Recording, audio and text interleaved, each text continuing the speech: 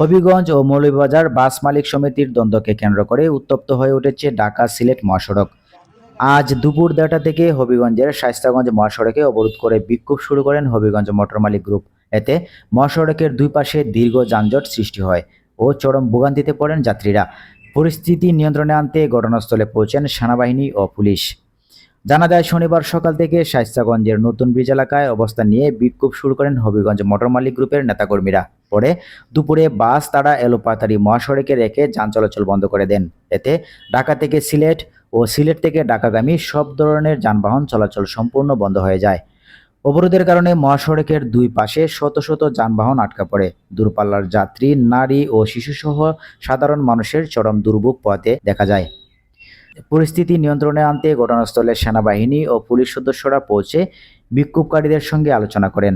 পরে সেনাবাহিনীর হস্তক্ষেপে অবরোধ কর্মসূচি ২ ঘন্টার জন্য সাময়িক স্থগিত করা হয়। হবিগঞ্জ মোটর মালিক গ্রুপের নেতারা জানান, দাবি আদায় দ্রুত সমাধান না হলে পরবর্তীতে কর্মসূচি ঘোষণা করা হবে।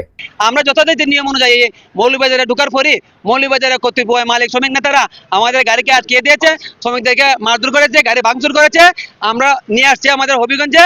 বর্তমানে আমরা হবিগঞ্জ জেলাবাসী, হবিগঞ্জ সুশীল সমাজ, হবিগঞ্জ মোটর মালিক গ্রুপ, জেলা শ্রমিক ইউনিয়ন সকল পরিবহনকে নিয়ে আমরা এখানে আন্দোলনে নেমেছি।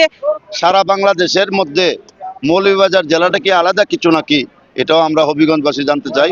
আমাদের হবিগঞ্জ বর্তমানে মৌলভীবাজারের কাছে বৈষম্যর শিকার।